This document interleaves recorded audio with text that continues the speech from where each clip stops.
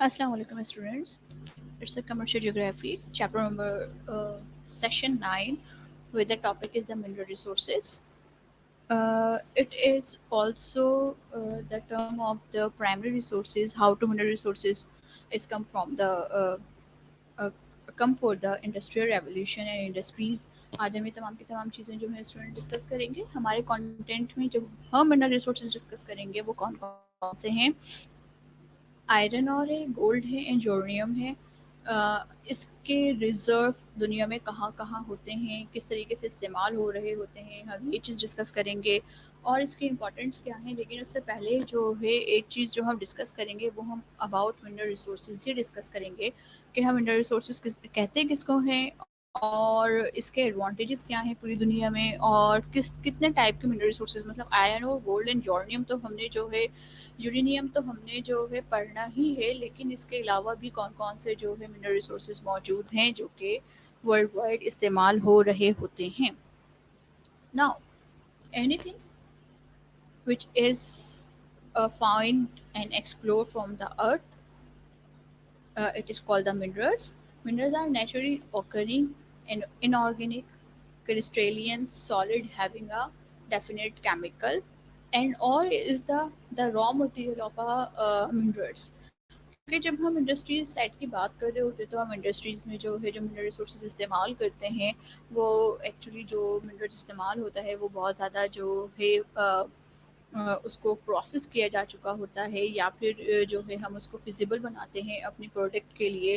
किस टाइप की प्रोडक्ट जो है वो हम इस्तेमाल कर रहे हैं उसके लिए जब हम उसको फिजिबल बनाते हैं तो वो एक्चुअली अपने पास अपनी शेप में जो है इस्तेमाल हो रहा होता है। तो और उस टाइम तक जो है जब तक हमने उसको प्रोसेस नहीं किया, हमने जस्ट सिर्फ उसको जो है ज़मीन से निकाला और फिर ज़मीन से निकालने के बाद जो हमें उसकी फॉर्म नज़र आई, वो फॉर्म जो है वो क्या कहला रही है, किसी भी मिनरल का ओर कहला रहा है। जैसे कि सामने पिक्चर्स आपको नज़र आ रही है, ये एक्चुअली गोल्ड का ओर मौजूद है। मतलब गोल्ड आपके पास आपके माइंड से निकल के in term of the rock आया आपके पास, ठीक है, एज अ मिनरल। देन फिर अब इस रॉक को क्या किया जाएगा, डिफरेंट प्रोसेस किया जाएगा कि इसमें से हम क्या करें, ये जो गोल्ड है इस गोल्ड को हम हासिल कर लें डिफरेंट प्रोसेसिंग के बाद। That is the way mineral are formed over a period of millions of years in the earth crust. Earth crust में जो है ये डिफरेंट मिलियन ऑफ ईयर्स से मौजूद है और उसको हम क्या कर रहे होते हैं, ज़मीन से हासिल कर रहे होते हैं। कहाँ कहाँ पे और डिपॉजिट्स मौजूद हैं, ठीक है, वेन्स मौजूद हैं, आपकी लैंड वेन्स मौजूद हैं, वहाँ पर आपके पास और डिपॉजिट्स होते हैं। जो फ्लोटिंग डिपॉजिट्स है वो आपके पास आपके मैग्मा चैम्बर से ऊपर होता है, आपकी ज़मीन के मैग्मा चैम्बर से जो है वो ऊपर मौजूद है। Now uses and the exploitations of the mineral resources, आप अपने मिनरल रिसोर्सेज को कहाँ कहाँ इस्तेमाल कर रहे होते हैं। यहाँ पे जो है ये आपके पास आपका एग्जाम्स क्वेश्चन है कि हम मिनरल रिसोर्सेज को कहाँ इस्तेमाल कर सकते हैं। वाई, जैसे कि अगर जस्ट एक ख़ास रिसोर्सेज का नाम लिख दिया गया है, आयरन और का नाम लिख दिया गया है या कोल का नाम लिख दिया गया है, तो वो रिसोर्सेज कहाँ कहाँ पर इस्तेमाल हो रहा है। ये वो जो पूरा टॉपिक है उसको जर्नलाइज कर दिया कि ये तकरीबन 8 पॉइंट्स आपके पास यहाँ पर मौजूद हैं जहाँ पर आप अपने मिनरल रिसोर्सेज को जो है वो इस्तेमाल कर रहे होते हो। Development of industrial plants and machinery, आप अपनी इंडस्ट्रियल प्लांट्स एंड मशीनरी की जो है वो डेवलपमेंट कर रहे होते हो। अच्छा जी, आपके पास जितनी भी सेकेंडरी एक्टिविटीज़ है ना, सेकेंडरी एक्टिविटीज़ एक्चुअली आपके पास जो है परफॉर्म ही आपके पास आपके मिनरल रिसोर्सेज की अवेलेबिलिटी की वजह से होती हैं। जैसे कि लास्ट टाइम जब मैं सेकेंडरी एक्टिविटीज़ आप लोगों के साथ डिस्कस कर रही थी तो मैं आप लोगों को थोड़ा याद दिलाऊं, मैंने आपको वहाँ पर एजेस डिस्कस की थी। मैंने एजेस इस तरह के स्टोन एज थी, स्टोन एज के बाद जो है ना आपके पास ब्राउन एज, मेटल एज आ गई थी, मेटल एज के बाद एलुमिनियम एज मौजूद थी, एलुमिनियम एज के बाद आपके पास स्टील एज मौजूद थी। तो ये जो एजेस बन रही होती हैं ये एजेस इसी सूरत में बनती हैं जब आपके पास क्या होता है, आप किसी मिनरल रिसोर्सेज को जो है वो एक्सप्लोर कर लो। आपने जैसे मैंने रिसोर्सेज एक्सप्लोर किया, आप उसके यूसेज ढूंढेंगे और जैसे आपने यूसेज ढूंढे आपने वैसे ही उसको इंडस्ट्रियल यूसेज में लेना स्टार्ट कर दिया। तो इंडस्ट्रियलाइजेशन जो शुरू होती है या इंडस्ट्रियलाइजेशन जो ग्रूम हो रही होती है, प्रोग्रेस हो रही होती है, वो एक्चुअली आपके पास आपके मिनरल रिसोर्सेज के साथ ही प्रोग्रेस स्टार्ट होती है और प्रोग्रेस कर रही होती है। तो दैट इज़ द वे के development of industrial plants and machinery is there कि जहाँ पर आपके पास आपके मिनरल रिसोर्सेज जो हैं वो इस्तेमाल हो रहे हैं। जनरेशन ऑफ एनर्जी, एनर्जी को जनरेट करने के लिए आप अपने मिनरल रिसोर्सेज को इस्तेमाल करते हो, जैसे कि आप कोल के एग्जांपल लें, कोल इज द कोल जो है आपके पास जो है जनरेशन ऑफ एनर्जी का सबसे बड़े एग्जाम्पल मौजूद है। आप उससे जो है हीट जो है एक्चुअली क्या कर रहे होते हैं, आप जो हीट एनर्जी है, आप हीट एनर्जी जो है उसे हासिल करते हैं और उसके थ्रू जो है वो आप डिफरेंट प्रोसेसिंग में जो है उसको इस्तेमाल कर सकते हैं। समटाइम जो है अगर आप देखें तो आप स्टीम इंजन मौजूद है, स्टीम इंजन आपके पास जो है आपके पास कोल को बर्न आउट करने के बाद जो है इस्तेमाल हो रहा होता है। अगर आप स्टील को जो है रॉ फॉर्म से जो है कन्वर्ट करने की बात करते हैं, तो वहाँ पर भी जो है आप क्या करते हैं, कोल को इस्तेमाल कर रहे होते हो, वहाँ पर आप इससे जो है एनर्जी प्रोड्यूस कर रहे होते हैं। तो जनरेशन ऑफ एनर्जी के लिए जो है हम कोल का नाम ले रहे होते हैं। हम यूरेनियम जो है ना उससे इलेक्ट्रिसिटी प्रोड्यूस कर रहे होते हैं। यूरेनियम से जो है आपके पास आपकी जो इलेक्ट्रिसिटी वो प्रोड्यूस हो रही होती है, it is also the way for the generation of the energy. आप वहाँ से इस एनर्जी की जो है बात करते हैं। एलुमिनियम की बात करें तो आपका एलुमिनियम भी जो है आपके पास एनर्जी को प्रोड्यूस करने में, आप स्टील के साथ आप उसको प्रोड्यूस करने में जो है वो इस्तेमाल कर रहे होते हैं। इट मीन्स ऑफ दैट कि आपके पास जो आपका मिनरल रिसोर्स है, वो मिनरल रिसोर्स जो है वो आपके पास जनरेशन ऑफ एनर्जी में हेल्प आउट कर रहा है।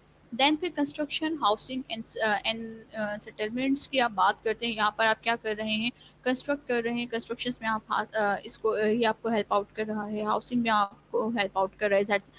इट मीन्स ऑफ दैट कि आपके पास जो आपकी कंस्ट्रक्शन की इंडस्ट्री है, वहाँ पर जो है इंडस्ट्रियल डेवलपमेंट में जो है आपके पास आपके मिनरल रिसोर्सेज जो हैं वो आपको हेल्प आउट कर रहे हैं। डिफेंस इक्विपमेंट्स, वेपन्स, आर्मामेंट्स, ये तमाम के तमाम जो है वो आपके पास मतलब आपके पास जो आपके वेपनाइजेशन है, वो सारी की सारी वेपनाइजेशन जो हैं वो आपके पास हो रही हैं आपके मिनरल रिसोर्सेज के थ्रू। चाहे आप जो है स्टील की एग्जांपल लें, यहाँ पर आप यूरेनियम की एग्जांपल लें, यहाँ पर आप जिप्सम की एग्जांपल लें, आप यहाँ पर जिंक की एग्जांपल लें आप यहाँ पर, क्योंकि ये सब चीज़ें जो है वो आपके पास की क्या की जाती हैं, मिनरल रिसोर्सेज यहाँ पर जो है मिनरल रिसोर्सेज से हासिल की जाती हैं। ये आपका मिनरल रिसोर्सेज है। मीन ऑफ ट्रांसपोर्टेशन में जो है वो आपको हेल्प आउट कर रहा है। ऊपर हम स्टीम इंजन की एग्जांपल दे चुके हैं। फिर हम इलेक्ट्रिसिटी को जनरेट करने के लिए जो मिनरल रिसोर्सेज इस्तेमाल कर रहे हैं, हम उस एग्जाम्पल देते हैं। यहाँ पर हम पेट्रोल को इन मिनरल रिसोर्सेज किस तरीके से जो है ना भूल सकते हैं। Petrol is also the one of the major part in transportation and communication. Communication को इस्तेमाल कर रहे हैं, telephone wire, bill, electronics devices, इन तमाम की तमाम चीज़ों में आपके पास आपके मिनरल रिसोर्सेज इस्तेमाल हो रहे हैं, क्योंकि आपके पास जो बेसिक रिसोर्स इसके लिए इस्तेमाल होता है वो आपके पास स्टील एंड आयरन और इस्तेमाल हो रहा है, और ये दोनों प्रोडक्ट्स जो हैं वो आपके पास ज़मीन से हासिल की जाती हैं। नाउ मेडिसिन सिस्टम में भी आप इसको इस्तेमाल करते हैं, और क्या कर रहे हैं, तमाम की तमाम चीज़ों को, अपने तमाम के तमाम मिनरल रिसोर्सेज को जो है वो रहे हैं। टाइप ऑफ मिनरल रिसोर्सेज की टाइप्स जो हैं वो कौन कौन सी होती हैं ना। मिनरल रिसोर्स मौजूद है आपके पास, और मिनरल रिसोर्सेज मौजूद है। नॉन मेटेलिक मिनरल रिसोर्सेज आपके पास आपका ग्रेफाइट है, डायमंड है, कर्ट्स है एंड फिल्ड्सपर है। और इवन के आपके पास जो है मतलब हम ग्रेफाइट एंड डायमंड की एग्जांपल लेते हैं। नॉन मेटेलिक मिनरल रिसोर्सेज में हम जो है वो कोल की भी एग्जांपल, नॉन मेटेलिक रिसोर्सेज मौजूद है। देन मेटेलिक मिनरल रिसोर्सेज में आपके पास आपका आयरन और है, आपका पेट्रोल, आपका आयरन और है यहाँ पर, जिसमें हम बात करते हैं स्टील की हम बात कर रहे होते हैं, और बॉक्साइट की बात कर रहे हैं, यहाँ पे एल्युमिनियम की बात कर रहे हैं, हम यहाँ पे जिंक की बात करें, वो तमाम के तमाम रिसोर्सेज जो कि मेटेलिक हैं, वो आपके पास क्या कहलाएंगे, मेटेलिक मिनरल रिसोर्सेज जो है वो कहलाते हैं।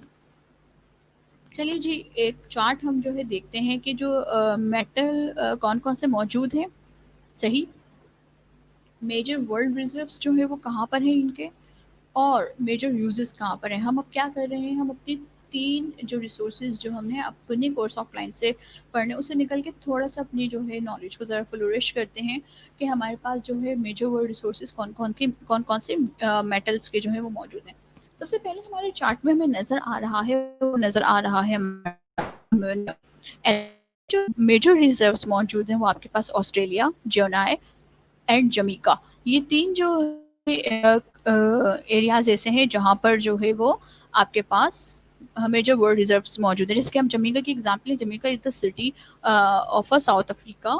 ठीक है, ऑस्ट्रेलिया जो है इटसेल्फ जो है वो आपके पास साउथ यूरोप की कंट्रीज में जो है वो मौजूद है। नाउ मेजर यूजेस कहाँ पर है आपके पास? पैकेजिंग फूड आइटम्स, एल्युमिनियम जो है, आपने एल्युमिनियम फॉयल अमूमन देखी होगी अपने फूड आइटम्स के ऊपर। ट्रांसपोर्टेशन, ट्रांसपोर्टेशन जो है इसमें भी आपके पास आपका एल्युमिनियम यूज हो में यूज हो रहा है। यहाँ पर क्या है, एल्युमिनियम के मेजर यूजेस मौजूद हैं।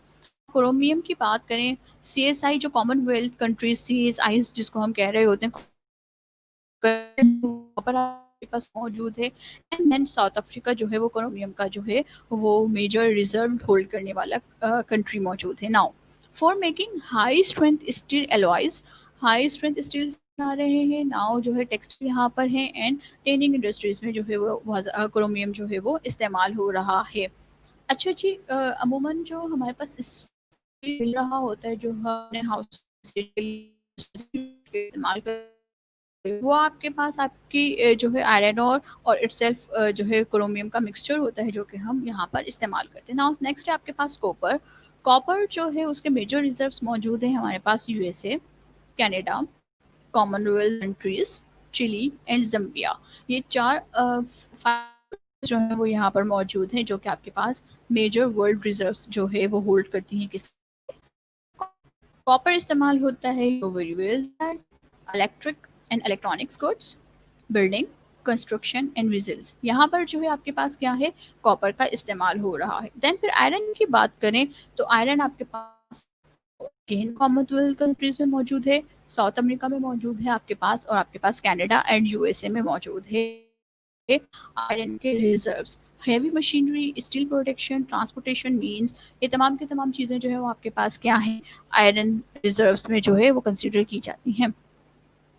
नाउ करते हैं, लीड आपके पास जो है नॉर्थ अमेरिका में मौजूद है, यूएस मौजूद है, और कॉमनवेल्थ कंट्रीज में मौजूद। और इस कहाँ पर है, गैसोलीन इंडस्ट्रीज में सबसे ज़्यादा आपके पास लीड हो रहा है, बस में इस्तेमाल हो रहा है, पेंट्स इस्तेमाल होता है, एंड एम्यूनिशन में जो है आपके पास वो इस्तेमाल हो रहा है।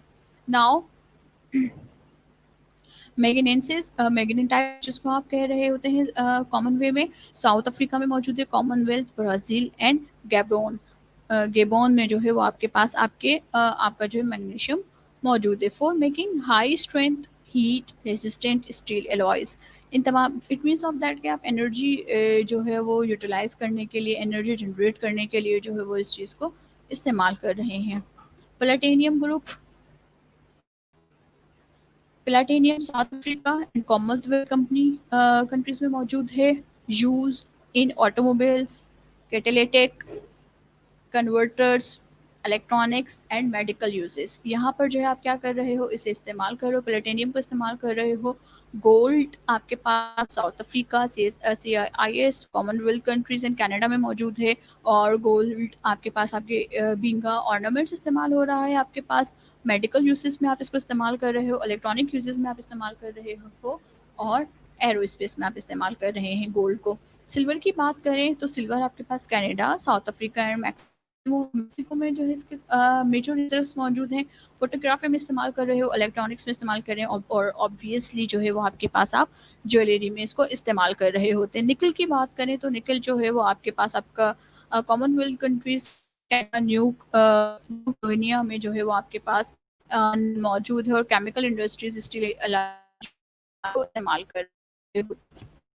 फिर सिलिकेट मिनरल जो है, मिनरल्स जो है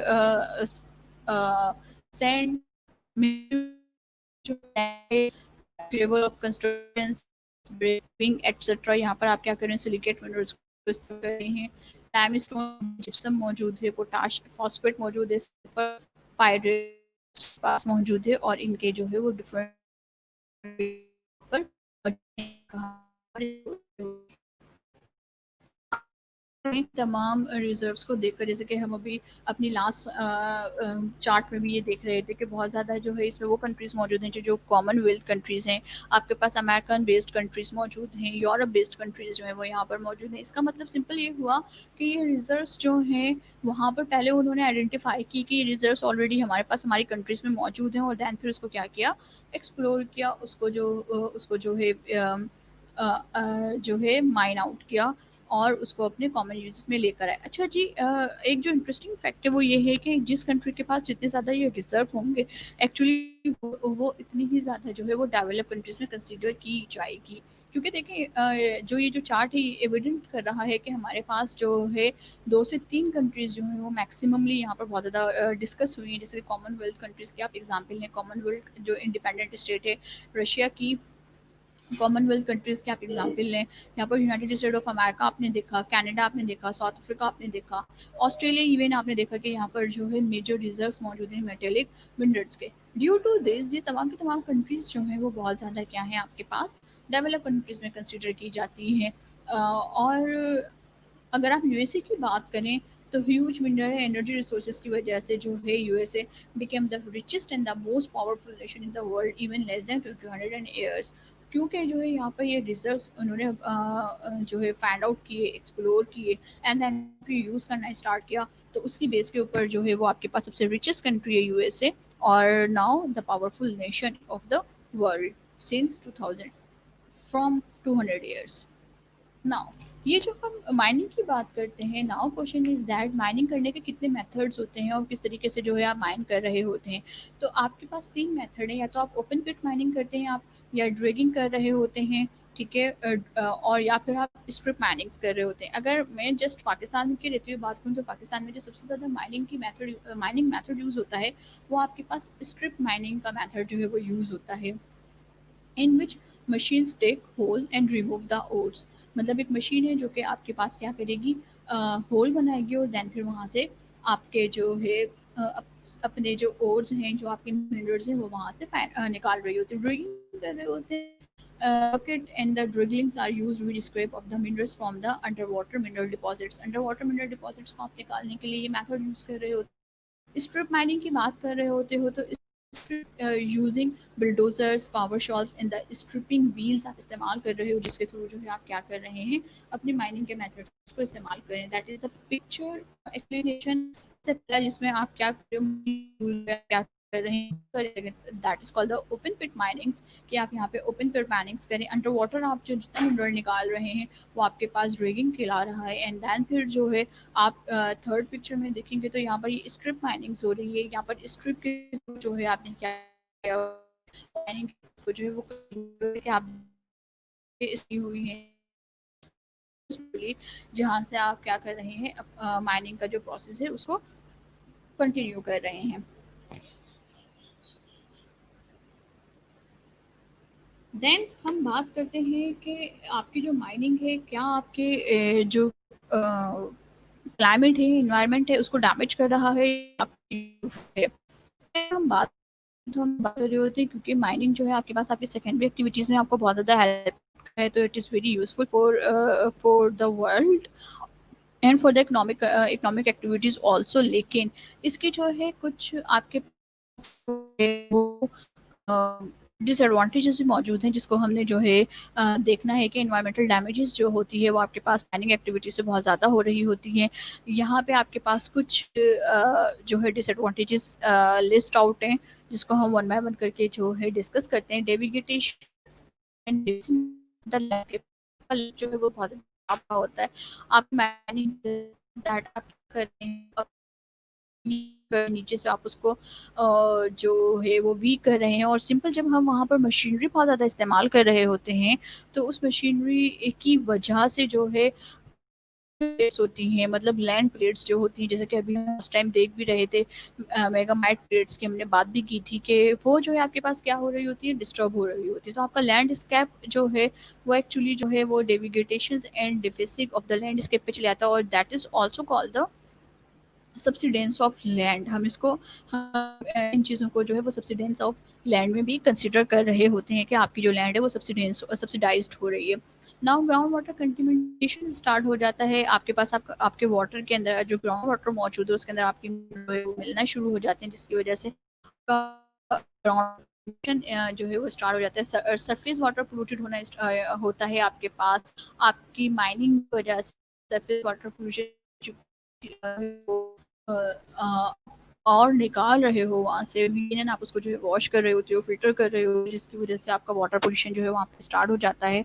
सब अगर आप उसको जला रहे हो तो वहाँ पर आप एयर पोल्यूशन को जो है वो देख रहे होते हो, और ऑक्यूपेशनल हेल्थ हैजर्ड्स जो है वो वहाँ पे स्टार्ट हो जाते हैं। वहाँ पे जो काम करने वाले लोग हैं वो एक्चुअली उनके साथ जो है बहुत बड़ा उनके साथ जो है हेल्थ प्रॉब्लम स्टार्ट हो जाते हैं। अगर आप देखें तो चाइना जो है वो बहुत ज़्यादा माइनिंग एक्टिविटीज़ को प्रमोट करता है, और चाइना जो है वो चाइना एक ऐसी कंट्री जहाँ पर माइनिंग एक्टिविटीज़ जो है बहुत ज़्यादा परफॉर्म की जाती हैं। तो आप लोग देखते होंगे कि आए दिन जो है वहाँ पर न्यूज़ जो है एक फ़िल्टर होके बाहर आ रही होती है, जहाँ से पता चल रहा होता है कि चाइना में जो है माइंस में जो है दब के इतने लोग, इतने मजदूर जो है वो जहाँ बहक हो चुके हैं, या फिर जो है वहाँ पर उनके जो डिसीज़ होती हैं, उनके डिसीज़ में जो है वो वहाँ पर इजाफा होना शुरू हो जाता है। तो आपके पास मिनरल्स और ये जो आपके पास मिनरल रिसोर्सेज होते हैं, या फिर जब हम माइनिंग की एक्टिविटीज़ कर रहे होते हैं, तो ये माइनिंग एक्टिविटीज़ जो है वो आपके ऑक्यूपेशनल हेल्थ हैजर्ड्स में जो है वो प्रॉब्लम क्रिएट, आपकी हेल्थ में जो है वो एक्चुअली प्रॉब्लम क्रिएट कर रही है, वहाँ पर हैजर्ड्स क्रिएट कर रही है।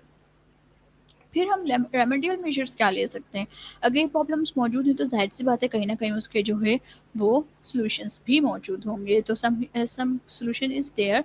The low grade ores can be better utilised by using microbial leaching techniques. Microbial leaching techniques को इस्तेमाल करते हुए आप अपने लो ग्रेड जो ओर्स हैं उसको इस्तेमाल करें। बायोलॉजिकल मेथड्स यूज़ करें अपने इकोनॉमिक के लिए, ताकि आप अपने एनवायरनमेंट को जो है वो सेव कर सकें। जो बायोलॉजी ने बायोलॉजिकल मेथड्स मौजूद हैं जिसकी वजह से आप अपने एनवायरनमेंट को जो है वो सिक्योर कर सकते हो। देन फिर restoration of mined areas by revegetation them, और आप अपने माइंड एरिया को जो है वेजिटेटिंग के ज़रिए जो है वो क्या कर सकते हैं, रिस्टोर कर सकते हैं। That is the remedial measurements जो कि आप अपनी मिनरल रिसोर्सेज से जो है वो अपने मिनरल रिसोर्सेज की वजह से जो भी प्रॉब्लम्स आपको क्रिएट हो रहे हैं वहाँ से आप खुद को सेव कर सकते हैं।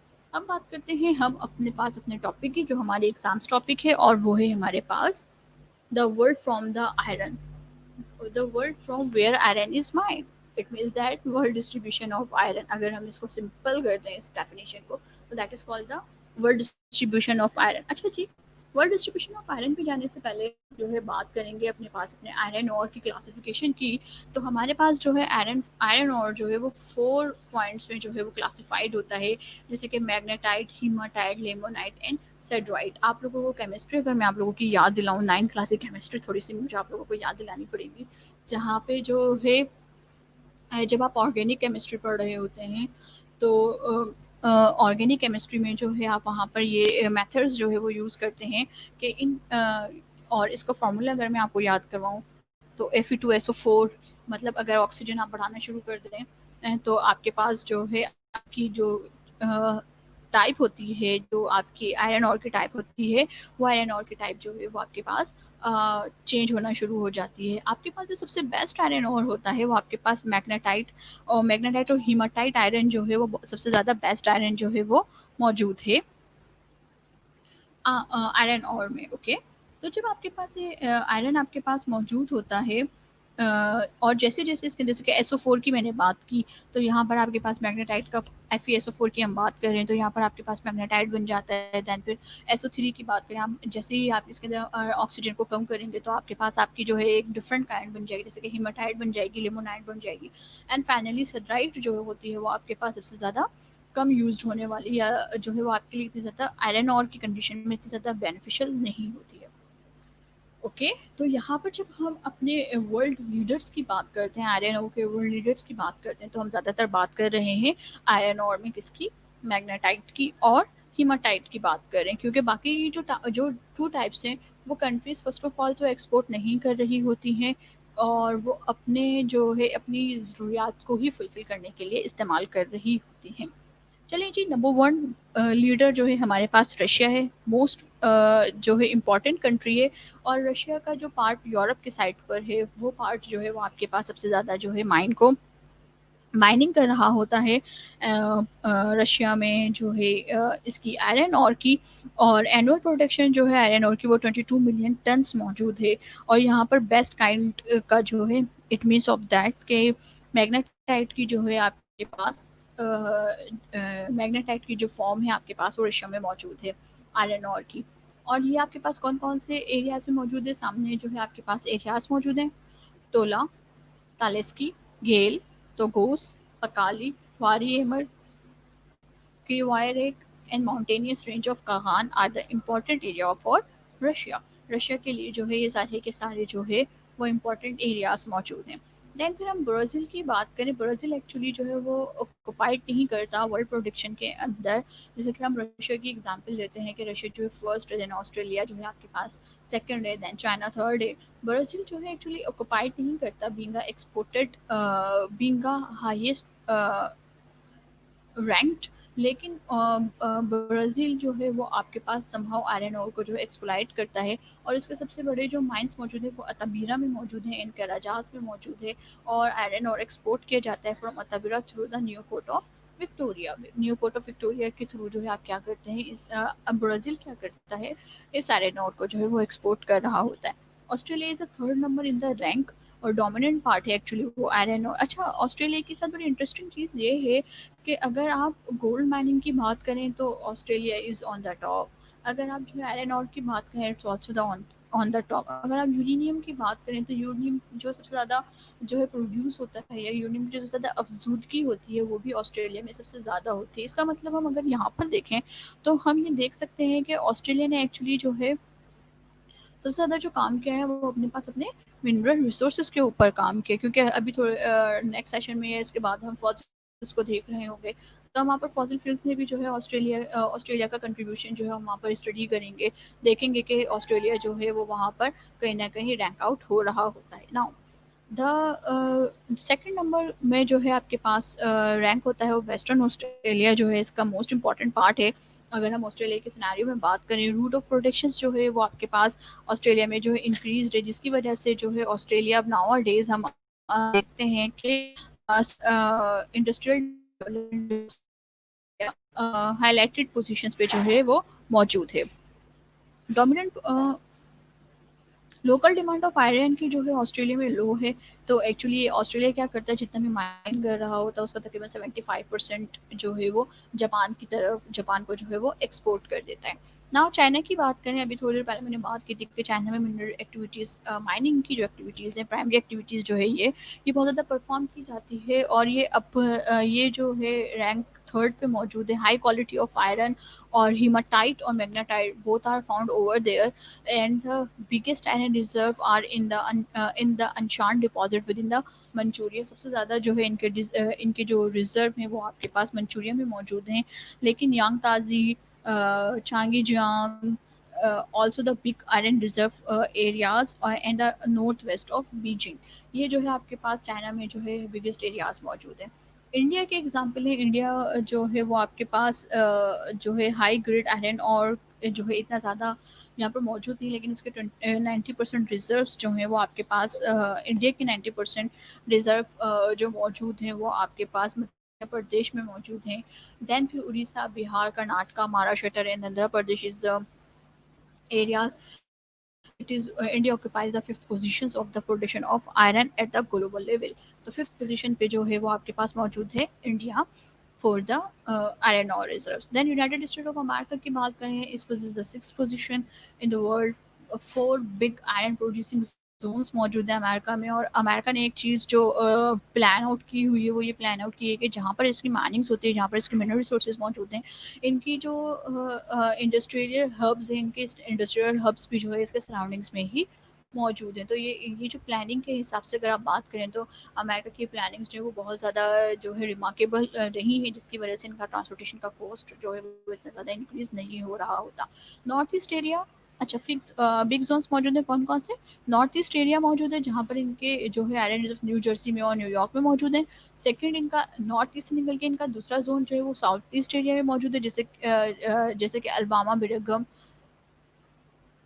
जो है यहाँ पर एरियाज़ मौजूद हैं। देन थर्ड की बात करें तो थर्ड जो है वेस्टर्न एरियाज़ मौजूद हैं, जो इनके Rocky hills and coastal area मौजूद है। कैलिफोर्निया, नवादा के जो एरियाज़ हैं वो आयरन ओर के लिए जो है वो ज़्यादा इम्पोर्टेंट है। अगर आप ये इनके नवादा डिस्ट्रिक्ट्स की बात करें तो आपने वहाँ पर देखा होगा कि जितनी भी वेपनाइजेशन है या यूनाइटेड स्टेट की आर्मी बेस्ड जितने भी हैं वो नवादा के डेजर्ट में मौजूद होते हैं। और जितनी भी स्पेस एरो स्पेस शिप के काम होना होता है या इस तरह के जो इनके जैसे कि हमारे यहाँ जो है स्पार्को है, तो वहाँ पर जो है इनके इस तरह की जितनी भी स्टेट्स होती हैं, जितनी भी जो है इंडस्ट्रीज़ होती हैं, वो सारी की सारी जो है वो नवादा में मौजूद हैं। और इनका आर्मी हब है एक्चुअली ये।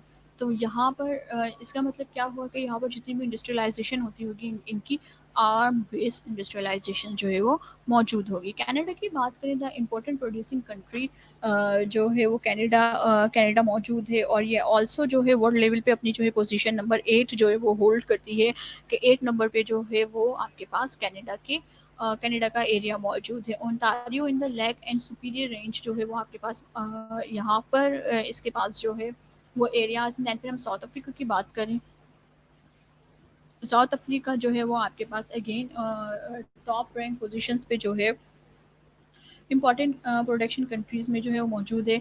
जैसे कि अभी हम लास्ट डेज़ में जब एग्रीकल्चर रिसोर्सेज़ की बात करते तो हमने साउथ अफ्रीका को इतना ज़्यादा जो है वहाँ पर उसका कंट्रीब्यूशन नहीं देखा। और हम दूसरी चीज़ों की जब आप बात करें जैसे कि मिस्ट्री इंडस्ट्रीज़ की हम जब बात करें तो वहाँ पर हमने इसका कंट्रीब्यूशन नहीं देखा। लेकिन अगर अब हम जब माइनिंग की बात करें, मिनरल रिसोर्सेज़ की बात करें, तो यहाँ पर एज़ ऑस्ट्रेलिया साउथ अफ्रीका का भी कंट्रीब्यूशन जो है वो बहुत ज़्यादा है और ये टॉप पोजीशंस जो है वो होल्ड कर रहा होता है। देन स्वीडन की बात करें तभी garden ore reserves are located in the किराना एंड मेलबर्न गेट माइन। यहाँ पर जो है स्वीडन की जो है वो, और स्वीडन जो है एक्चुअली एक्सपोर्ट बहुत ज़्यादा कर रहा होता है अपने रिसोर्सेज को। और ये जो जीडीपी हासिल करने का जो मेन रिसोर्स है स्वीडन का, वो आपके पास आयरन और की एक्सपोर्ट ही है। दूसरी कंट्रीज़ में यहाँ पर ग्रीस मौजूद है, बल्ग्रेड मौजूद है, नॉर्वे मौजूद है, स्पेन मौजूद है, स्लोवाकिया है, रोमानिया है, बोसिया है, फ्रांस है, जर्मनी है। ये तमाम के तमाम कंट्रीज़ जो हैं वो मौजूद हैं जहाँ पर जो है आपके पास आयरन ओर को जो है वो माइन किया जाता है। अब बात कर लेते हैं हम गोल्ड प्रोड्यूसिंग कंट्रीज़ की। तकरीबन 63 कंट्रीज़ जो है वो गोल्ड प्रोड्यूस करती हैं ऑल ओवर द कंट्रीज़। लेकिन इन 63 कंट्रीज़ में से जो सिर्फ 50% कंट्रीज़ ऐसी हैं जिनका जो गोल्ड होता है वो कंसिडरेबल होता है। Considerable in sense of that कि आप उसको एक्सपोर्ट कर सकते हैं या आपको फर्दर प्रोसेसिंग करके किसी और काम में आप इसका इस्तेमाल कर सकते हैं। तो यहाँ पर जो कंट्रीज़ आपको नज़र आएंगी डिस्ट्रीब्यूशन में, वो आपके पास वो कंट्रीज़ नज़र आएंगी। इन 63 कंट्रीज़ में से भी वो 50% कंट्रीज़ नज़र आ रही हैं आपको, जो कि आपका जिनके पास जो है गोल्ड जो है वो मौजूद है। और जो है वो प्योर कंडीशन में जो है वो गोल्ड मौजूद है। Number one is a South Africa. South Africa के लोगों के लिए गोल्ड जो है वो उनके फूड आइटम से भी ज़्यादा सस्ता है।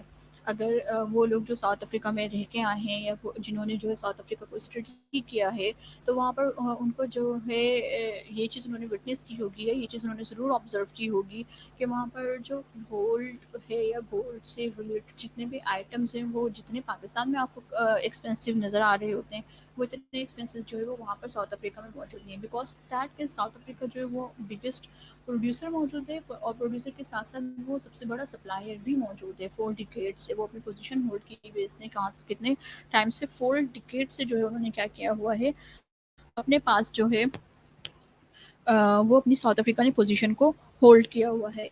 यहाँ पर सामने आपको जो से कंट्रीज़ नज़र आ रहे हैं जो कि साउथ अफ्रीका में मौजूद हैं। और उनके रीजन्स और उनके एरियाज़ मौजूद हैं जो यहाँ पर जहाँ से जो है आप गोल्ड लिया करते हैं, माइन कर रहे होते हैं। यूनाइटेड स्टेट ऑफ अमेरिका की बात करें तो अमेरिका भी जो है वो आपके पास जो है सबसे ज़्यादा अल्पाचाइन माउंटेन्स जो है और वेस्टर्न रीजन जो है आपके पास रॉकी वेस्टर्न रीजन जो है वो आपके पास यूनाइटेड स्टेट ऑफ अमेरिका में जो है वो आपका गोल्ड बिगर एक लार्ज जो है हब मौजूद है वहाँ पर, जहाँ से आप गोल्ड रिजर्व्स को जो है वो माइन कर रहे होते हैं। और दैन फिर जो है यूनाइटेड स्टेट ऑफ अमेरिका जो है इस गोल्ड को जो है वो एक्सपोर्ट भी कर रहा होता है। और इसके एक्सपोर्टर्स इनके एक्सपोर्टर्स में जो सबसे बड़ा एक्सपोर्टर है वो आपके पास आपका मिडल ईस्ट मौजूद है। ऑस्ट्रेलिया की बात करें, Australia also is there. Gold reserve जो है इनमें वेस्ट ऑफ ऑस्ट्रेलिया में मौजूद है, विक्टोरिया एंड क्वींसलैंड में मौजूद हैं आपके पास। और वेस्टर्न ऑस्ट्रेलिया का जो गोल्ड रिजर्व है वो आपके पास जो है कॉलग्रेडिक एंड कालगोगार्ड का काल गोरिल्ला में जो है वो सबसे ज़्यादा उसके रिजर्व्स जो हैं वो यहाँ पर मौजूद हैं। ऑस्ट्रेलिया के अंदर जो है वो ऑस्ट्रेलिया जो है वो आपके पास after South Africa and America जो है वो थर्ड पोजीशन जो है वो ऑक्युपाइड कर रहा होता है।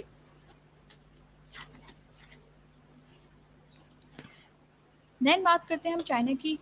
चाइना जो है फास्ट डेवलपिंग टेक्नोलॉजिकल एडवांसमेंट के साथ कंट्री मौजूद है आपके पास, और यहाँ पर जो है फोर्थ पोजीशन ये ऑक्युपाइड करती है इन द गोल्ड रिजर्व।